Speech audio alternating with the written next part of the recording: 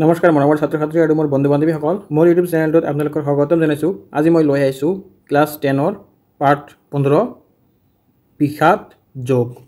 ছাত্ৰ ছাত্ৰীসকলে ভিডিঅ'টো স্কিপ নকৰাকৈ গোটেইখিনি চাব। তোমালোকে ইয়াত পাৰ্ট ভিত্তিক গোটেইখিনি অপশ্যন দিয়া আছে আৰু অতি সহজকৈ দিয়া আছে, তোমালোকে বুজি পোৱাকৈ। 1 নম্বৰত দিয়া আছে আমাৰ চমু উত্তৰ দিয়া। 1 নম্বৰ ক হ'ল ইয়াত মহাৰথী কাক বোলে?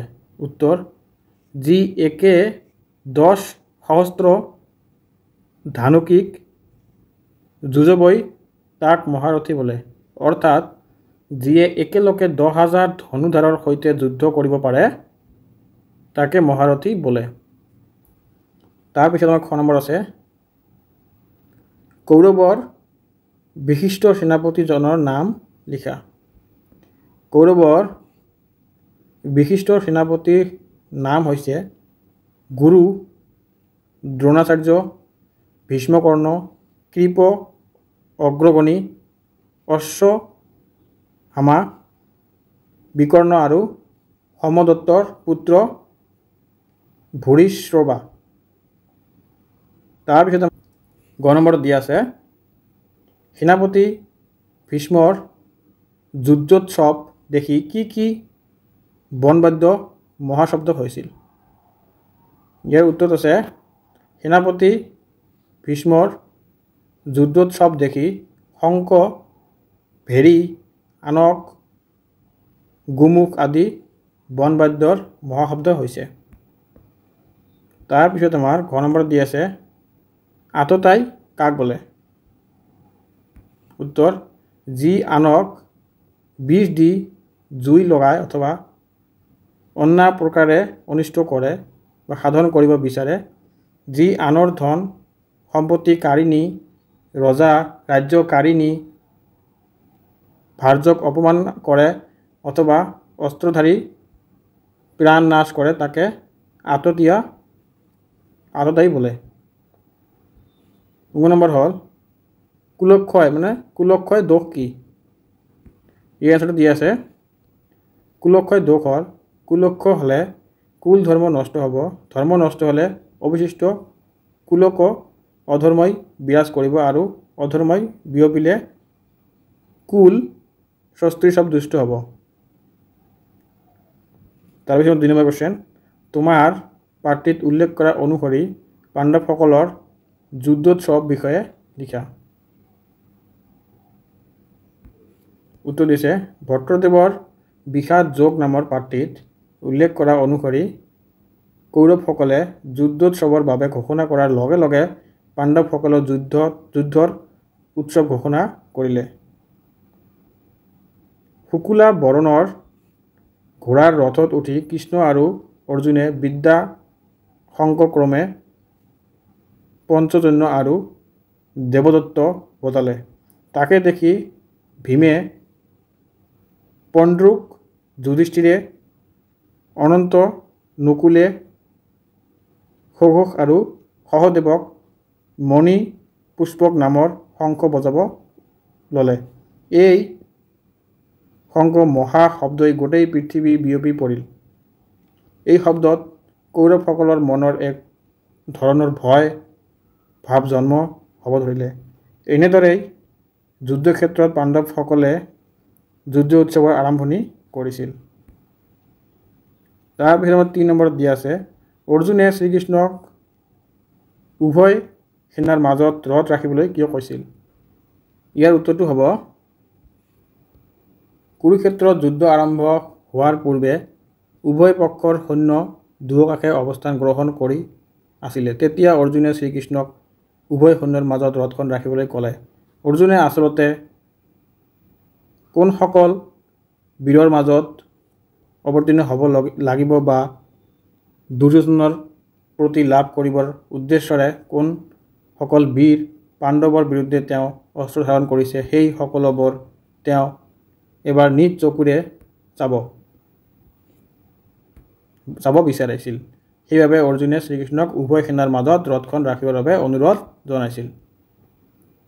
তাৰপিছত 4 নম্বৰত দি আছে অৰ্জুনে যুদ্ধক্ষেত্ৰলৈ গৈ কাক দেখি পালে আৰু তেওঁলোকক দেখা পাই শ্ৰীকৃষ্ণক কি ক'লে তোমাৰ নিজৰ কথাৰে লিখা। ইয়াৰ উত্তৰটো হ'ল অৰ্জুনে যুদ্ধক্ষেত্ৰলৈ গৈ তেওঁৰ পিতৃতুল্য মাতৃতুল্য ভাতৃপুত্ৰকে আদি কৰি সকলোবোৰ আত্মীয়ক দুয়োটা সৈন্যৰ দলত দেখিবলৈ পালে। এনেদৰে সকলোৱে যুদ্ধ বাবে সাজু হোৱা দেখি অৰ্জুন আৱেগিক হৈ কৃষ্ণক কৈছে যে এই জাতি ভাইসকল যুদ্ধ কৰিবলৈ আগবাঢ়ি অহা দেখি তেওঁৰ হাত ভৰি কঁপিবলৈ ধৰিছে, মুখ শুকাইছে, শৰীৰৰ কাঁপিবলৈ ধৰিছে। তেওঁৰ এনে কাৰণৰ বাবে লাজ লগা বুলি কৈছে।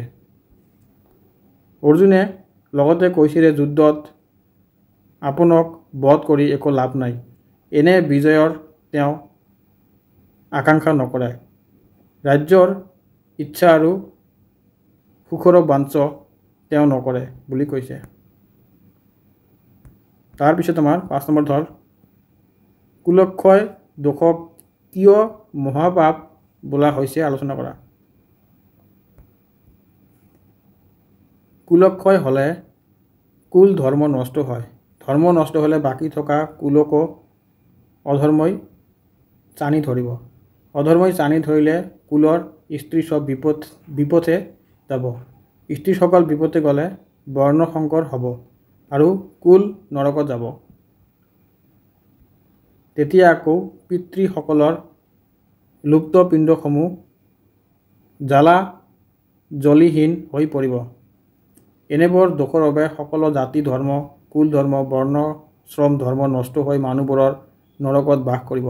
সেয়েহে কুলক্ষয় দোষক মহাপাপ বোলা হৈছে। তাৰপিছত 6 নম্বৰত দিয়া আছে জানা ৰজা যুদ্ধৰ সন্মুখত অৰ্জুনে এই বাক্য বুলি ধনুষ এৰি কম্পিত হইল। এনেদৰে কোনে কাক কৈছিল? অৰ্জুনে কি বাক্য কৈ ৰথৰ ওপৰত বহি পৰিল? তেওঁৰ কথাষাৰ লিখা। উত্তৰ উক্ত কথাফাঁকিৰ মাজেৰে ৰজা ধৃতৰাষ্ট্ৰক কৈছে যুদ্ধক্ষেত্ৰত গৈ অৰ্জুনে কৃষ্ণক উভয় সেনাৰ মাজত ৰথ ৰাখিবলৈ কৈছিল। যেতিয়া কৃষ্ণই উভয় সেনাৰ মাজত ৰথখন ৰখালে তেতিয়া অৰ্জুনে তেওঁৰ চাৰিওপিনে যুদ্ধক্ষেত্ৰত পিতৃব্য পিতামহ আচাৰ্য মাতুল ভাতৃ পুত্ৰ পৌত্ৰ সখী শহুৰ সুহৃদসকল উভয় সেনাৰ মাজতে দেখা পালে। যুদ্ধক্ষেত্ৰত যেতিয়া অৰ্জুনে নিজৰ আত্মীয় স্বজনসকলৰ সৈতে যুদ্ধ কৰিবলগীয়াত পৰিল তেতিয়াই তেওঁৰ মনত বৰ দুখ লাগিল আৰু কৃষ্ণক ক'লে যে এই প্ৰজাতি ভাই সকলক যুদ্ধ কৰিবলৈ অহা দেখি তেওঁৰ হাত ভৰি কঁপনি উঠিছে, নোমবোৰ শিয়ৰি গৈছে আৰু তেওঁৰ নিজে লজ্জাজনক অনুভৱ কৰিছে। তেওঁ যেন সন্মুখত নানা ধৰণৰ অমংগলৰ চিহ্ন দেখা গৈছে। তেওঁ কৈছে যে যদিও কৌৰৱসকলে অততায়ী ৰূপ লৈছে, লোভত পৰি কুলক্ষয় দোষ কৰিছে, তথাপিও যদি তেওঁলোকৰ সৈতে মই অৰ্জুনে যুদ্ধ কৰোঁ ময়ো মহাপাপত পৰিম। এই বুলি কৈ অৰ্জুনে অস্ত্ৰ নধৰি মনে মনে ৰথৰ ওপৰত বহি পৰিল। তাতকৈ যদি দুৰ্যোধনে আহি অস্ত্ৰ ধৰি মোক বধ কৰে সেয়াই মোৰ বাবে মংগল হ'ব। অন্তত এই মহাপাপ নহ'ব এই বুলি অৰ্জুনে কৃষ্ণক ক'লে। তাৰপিছত আমাৰ ভাষা বিষয়ক কিছুমান কুৱেশ্যন লৈ আহিছোঁ। তলত দিয়া শব্দবোৰৰ একোটাকৈ সমাৰ্থক শব্দ লিখা। ইয়াত কেইটামান শব্দ লৈ আহিছোঁ, তাৰ সমাৰ্থক শব্দ লিখিবলৈ কৈছোঁ তোমালোকক। মই ডাইৰেক্ট উত্তৰত গৈছোঁ। উত্তৰ নিপুণ মানে পাকৈত, সমীপ মানে নিকট বা ওচৰত, বিস্তৰ মানে বহুত, সহস্ৰ মানে হাজাৰ, সদৃশ্য মানে একে, বাদ্য মানে বাজনা, কৰ চৰণ মানে ভৰিত ধৰা, চৰ্ম মানে ছাল, শ্ৰুতি মানে বেদ, বিমংগল মানে অমংগল, বান্ধৱ মানে মিত্ৰ। তাৰপিছত 2 নম্বৰত আছে তলত দিয়া শব্দকেইটাৰ আধুনিক ৰূপ লিখা। ইয়াৰ কিছুমান শব্দ দি আছে আধুনিক ৰূপ লিখিবলৈ কৈছে। হয়া মানে হয়, কহা মানে কোৱা, চকু মানে চকু, কৰিলা মানে কৰিলে, চাওঁ মানে চাওঁ, মই মানে মই, বুলিলা মানে ক'লে, খাচ মানে খহি পৰা, ফুংকিলে মানে ফুলিলে, বাইলে মানে বজালে, ৰহিবে মানে ৰোৱা আৰু ৰহ মানে ৰৈ থকা। তাৰপিছত আমাৰ 3 নম্বৰত দিয়া আছে ভট্টদেৱৰ গদ্যৰ বৈশিষ্ট্যসমূহ উল্লেখ কৰা। ভট্টদেৱে লিখা গদ্যবোৰৰ বৈশিষ্ট্যসমূহ কি আছে ক'বলৈ গৈছে। উত্তৰ, ভট্টদেৱক অসমীয়া গদ্য সাহিত্যৰ জনক ৰূপে জনা যায়। এই ছাত্ৰ ছাত্ৰীসকলে এইটো খুবেই ইম্পৰ্টেণ্ট, তোমালোকে চাই ল'বা। অসমীয়া গদ্য সাহিত্যৰ জনক কোন? ভট্টদেৱ। তেখেতৰ গদ্য স্বকীয় বৈশিষ্ট্য আছে। খ্ৰীষ্টীয় ষষ্ঠদশ শতিকাৰ শেষ ভাগত আৰু সপ্তদশ শতিকাৰ প্ৰথম ভাগত তেখেত সাহিত্য চৰ্চা আৰু বৈষ্ণৱ কৰি ৰূপে জনা গৈছে। তেখেতৰ সম্পূৰ্ণ নাম আছিল বৈকুণ্ঠনাথ ভাগৱত ভট্টাচাৰ্য। তেখেতে সংস্কৃত আৰু কথিত অসমীয়া শব্দৰে ৰচনাসমূহ লিখিছিল। তেখেতৰ ৰচনাৰ বিষয়বস্তু অনুযায়ী ভাষাত গুৰু গম্ভীৰ হোৱা দেখা গৈছিল। তেখেতৰ ৰচনাৰ কথিত ভাষাৰ লগতে প্ৰচুৰ তৎসম শব্দ আৰু বাক্য ৰীতিৰ প্ৰয়োগ হোৱাৰ বাবে কেতিয়াবা বহু পৰিমাণে বাক্যবোৰ কৃত্ৰিম হোৱা দেখিবলৈ পোৱা গৈছিল। ভট্টদেৱৰ গদ্য ভাষাবোৰ পোনপটীয়া আছিল। তেখেতৰ গদ্যত মন কৰিবলগীয়া বিষয়টো হৈছে চুটি চুটি বাক্যৰ ব্যৱহাৰ। তেখেতৰ ৰচনাসমূহত মই, মোক, মোৰ আদি সলনি স্থানভাৱে পুৰণি অসমীয়া শব্দ মই, আমি, আমাক, আমাৰ আৰু তাৰ, তাক শব্দ ঠাইত তান, তাহান, তাংক আদি শব্দবোৰ ব্যৱহাৰ হৈছিল।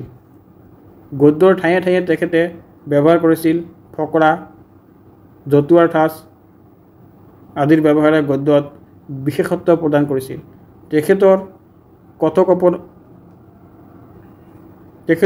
কথোপকথনত মূলক গদ্য ৰীতিৰ আন এক বৈশিষ্ট্য আছিল। তাৰপিছত ছাত্ৰ ছাত্ৰীসকলে এই দুইখন বস্তু লৈ আহিছোঁ মই। এইবিলাক অতি গুৰুত্বপূৰ্ণ, তোমালোকে চাই ল'বা। 1 নম্বৰত দিয়া আছে ভট্টদেৱৰ সম্পূৰ্ণ নাম কি? এইটো আমি আগতে পাই আহিছোঁ। ভট্টদেৱৰ সম্পূৰ্ণ নাম হ'ল বৈকুণ্ঠনাথ ভাগৱত ভট্টাচাৰ্য। তাৰপিছত ভট্টদেৱৰ পিতৃৰ নাম কি? ভট্টদেৱৰ পিতৃৰ নাম হ'ল চন্দ্ৰ ভাৰতী আৰু মাতৃ হ'ল তাৰা দেৱী। তাৰপিছত ভট্টদেৱে কৰা ওচৰত শৰণ লৈছিল। ভট্টদেৱে কাৰ ওচৰত শৰণ লৈছিল? ইয়াৰ উত্তৰটো হ'ব ভট্টদেৱে শ্ৰী দামোদৰ দেৱৰ ওচৰত শৰণ লৈছিল। তাৰপিছত 4 নম্বৰটো হ'ল ভট্টদেৱে আগতে কোনখন ভাগৱতৰ ভাঙনি কৰিছিল? ইয়াৰ উত্তৰটো হ'ব ভট্টদেৱে আগতে শংকৰদেৱৰ ভাগৱতখনৰ ভাঙনি কৰিছিল। তাৰপিছত 5 নম্বৰত দিয়া আছে ভট্টদেৱৰ ৰচিত 2খন গ্ৰন্থৰ নাম লিখা। উত্তৰ, ভট্টদেৱৰ ৰচিত 2খন গ্ৰন্থৰ নাম হ'ল কথাগীত আৰু কথা ভাগৱত। ছাত্ৰ ছাত্ৰীসকল এইটো খুবেই ইম্পৰ্টেণ্ট, তোমালোকৰ 2 মাৰ্কছ নহ'লে 1 মাৰ্কছত আহিব পাৰে। তাৰপিছত 6 নম্বৰত দি আছে আমাৰ ভট্টদেৱে তেওঁৰ পণ্ডিতৰ বাবে কি উপাধি পাইছিল? ভট্টদেৱে কি উপাধি পাইছিল এইটো ক'ব লাগে আমাক ইয়াত। উত্তৰ, ভট্টদেৱে তেওঁৰ পণ্ডিতৰ বাবে কবিৰত্ন আৰু ভাগৱত ভট্টাচাৰ্যৰ উপাধি লাভ কৰিছিল। 7 নম্বৰত দিয়া আছে ধৃষ্টদ্যুম্ন কাৰ পুত্ৰ আছিল? ধৃষ্টদ্যুম্ন দ্ৰৌপদৰ পুত্ৰ আছিল। 8 নম্বৰত দি আছিলে সুভদ্ৰাৰ পুত্ৰৰ নাম কি আছিল? উত্তৰ হ'ল ইয়াত সুভদ্ৰাৰ পুত্ৰৰ নাম আছিল অভিমন্যু। তাৰপিছত 9 নম্বৰত দি আছে পাণ্ডৱসকলৰ পিতৃৰ নাম কি আছিল? উত্তৰ, পাণ্ডৱসকলৰ পিতৃৰ নাম আছিল পাণ্ডু। 10 নম্বৰত দি আছে আমাৰ বিষাদ যোগ পাঠবোৰ ক'ৰ পৰা লোৱা হৈছে? ইয়াৰ উত্তৰ হ'ব বিষাদ যোগ পাঠটো কথাগীত পুথিৰ পৰা লোৱা হৈছে। এই পাঠটো মানে কোনটো পুথিৰ পৰা লোৱা হৈছে তোমালোকে ভালকৈ চাই ল'বা, এইটো খুবেই ইম্পৰ্টেণ্ট, 1 মাৰ্কছ আহিব পাৰে। ছাত্ৰ ছাত্ৰীসকল ভিডিঅ'টো ইয়াতে শেষ কৰিলোঁ।